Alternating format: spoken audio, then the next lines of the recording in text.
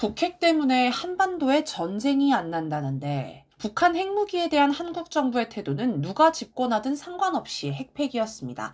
북한은 우리의 적이고 적이 핵무기를 가지고 있으면 우리 안보가 위태롭다는 논리입니다. 여기에는 북핵이 공격용, 침략용이라는 인식이 내재해 있습니다. 만약 북핵을 방어용이라고 생각했다면 우리가 북한을 침공하지 않는 한 북핵을 맞을 일이 없기 때문입니다. 그렇다면 정말 북한은 침략용으로 핵무기를 개발했을까요? 북한은 2005년 2월 핵보유 선언을 했고 2006년 10월 첫 핵시험을 했습니다. 이어 2017년 11월 대륙간 탄도미사일 화성포 15형 시험 발사에 성공한 후 국가 핵무력 완성을 선언했습니다.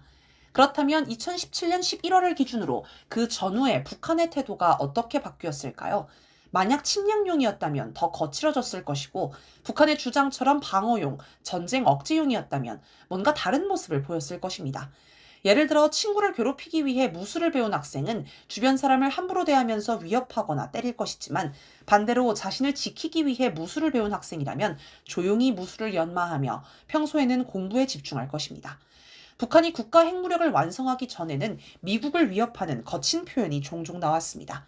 2017년 8월 도널드 트럼프 미국 대통령이 북한을 향해 화염과 분노에 직면할 것이라며 경고하자 북한 전략군 대변인이 성명을 통해 중거리 탄도미사일 화성포 12형 4발로 미국 군사기지가 있는 괌 주변에 포위 사격을 단행할 수 있다고 위협했습니다. 워낙 구체적인 계획까지 공개했기 때문에 당시 미국은 정말 미사일이 날아올까봐 잔뜩 긴장했습니다. 한 달 뒤에는 리용호 외무상이 태평양상에서 역대급 수소탄 시험을 할 수 있다고 발언해 또 미국을 발칵 뒤엎었습니다. 그런데 국가 핵무력을 완성한 뒤 실제로 괌 포위 사격이나 태평양상 핵시험을 하지는 않았습니다. 북핵이 침략용이었다면 이런 위협 행위를 하기가 한결 수월했을 텐데 말입니다. 당시에는 북한이 실제로 이런 행위를 단행하리라 예측했던 사람도 적지 않았습니다. 나아가 하와이 포위 사격을 할 수도 있고 아예 워싱턴 DC 앞바다에 대륙간 탄도미사일을 쏠 수도 있었을 것입니다. 전 세계를 파괴하는 미국의 횡포를 반대한 사람 중에는 내심 북한이 저런 강력한 대응을 해주기 바랐던 이들도 있었습니다. 하지만 북한은 국가 핵무력을 완성하고 고도화하면서 오히려 한미일이 도발이라고 규탄할 만한 행동을 하지 않는 방향으로 가고 있습니다. 그전에는 북한의 군사행동 때문에 미국이 수시로 유엔 안보리 회의를 소집하고 규탄 성명을 내느라 바빴는데 이제는 갈수록 그런 일이 없습니다. 지금 미국은 2월 11일부터 3월 9일 미일 연합훈련 강철 주먹 아이언 퍼스트를 진행하고 있으며 또 연이어 3월 9일부터 19일 한미 연합훈련 자유의 방패 프리덤 실드를 진행합니다. 이 와중에 이란 침공을 시작했는데 미국의 구상과 달리 장기전으로 번질 분위기입니다. 한미 연합훈련에 써야 할 무기까지 수송기에 실어 중동 전선에 투입하려 한다는 소식도 들립니다. 미국이 한반도에 힘을 쏟기 어려운 상황입니다. 북한 처지에서는 지금이 한국을 공격하기에 전술적으로 가장 유리한 상황 아닐까 싶습니다. 한미연합훈련이 대북 적대훈련이라는 명분도 있습니다. 실제 전쟁까지는 아니더라도 위협을 최대로 끌어올리기만 해도 한국과 미국을 상당히 곤혹스럽게 만들 수 있을 것입니다. 그러나 지금 북한은 내부 경제 성장에 집중하는 분위기입니다.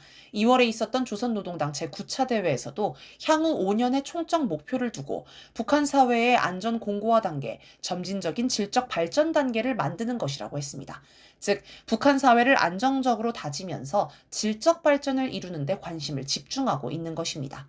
특히 북한은 건설 부문에 힘을 쏟고 있는데 건설을 통해 국력 강화의 토대를 다지고 인민들을 새로운 문명으로 인도하며 복리를 증진할 수 있다고 보기 때문입니다.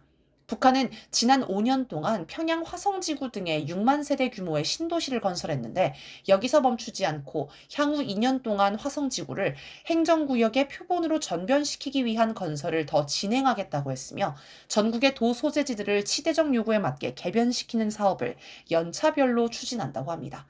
이와 함께 지방발전 20 곱하기 10 정책에 따라 매년 20개 시군에 지방공업 공장과 종합병원, 복합쇼핑몰, 양곡관리소를 건설합니다. 또 농촌마을을 고급 주택단지로 바꾸는 사업도 계속되는데 이 사업은 지난 4년 동안 11만 3천 세대를 건설하는 성과를 냈다고 합니다. 또 신의주 온실종합농장과 같은 대규모 온실단지, 원산갈마 해안관광지구와 같은 관광, 휴양시설, 탄광촌과 바닷가 등 지리적 특성에 맞게 특화된 시설 건설도 이어질 것으로 보입니다. 한마디로 북한 전역이 건설로 들끓는 상황입니다. 워낙 건설 계획이 방대하게 잡혀서인지 9차 당대회를 마치고 김정은 국무위원장이 처음으로 현지 지도한 곳은 상원 시멘트 연합기업소였습니다. 시멘트 생산이 원활해야 건설을 계획대로 할 수 있기 때문일 것입니다. 이런 걸 보면 북한이 자신의 핵무기를 침략용이 아닌 방어용, 전쟁 억제용이라고 한 주장에 맞게 행동하고 있다고 북한 스스로 평가할 수도 있겠습니다.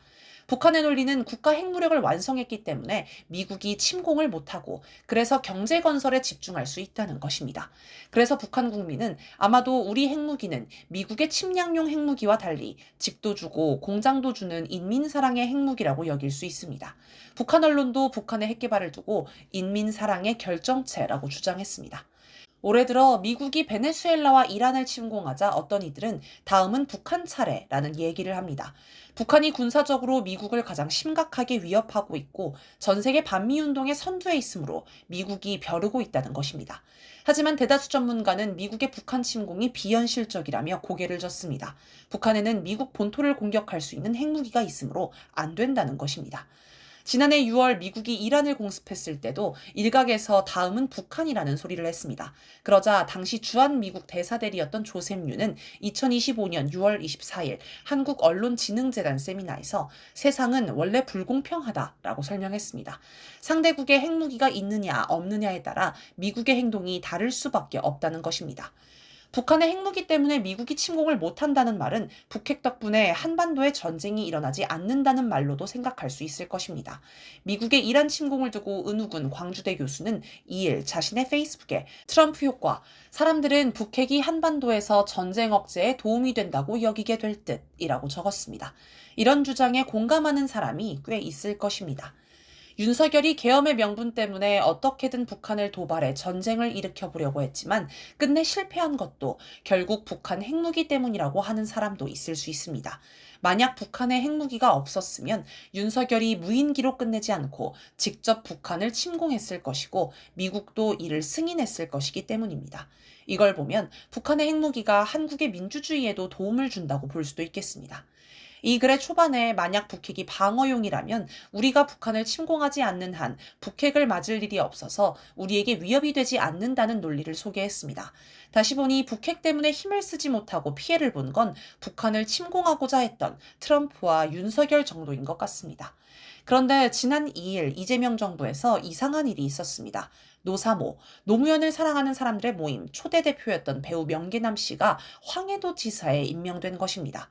황당하지만 우리 정부의 행정안전부 산하에는 이북5도위원회라는 게 있어서 황해도, 평안남도, 평안북도, 함경남도, 함경북도 도지사를 임명합니다. 우리 헌법상 북한 지역도 한국 영토라서 형식적으로 지자체장을 임명해야 한다는 것입니다. 물론 북한 땅에 무슨 행정력이 미치는 건 아니니 명예직이나 다름없지만 그래도 차관급으로 억대 연봉을 받습니다.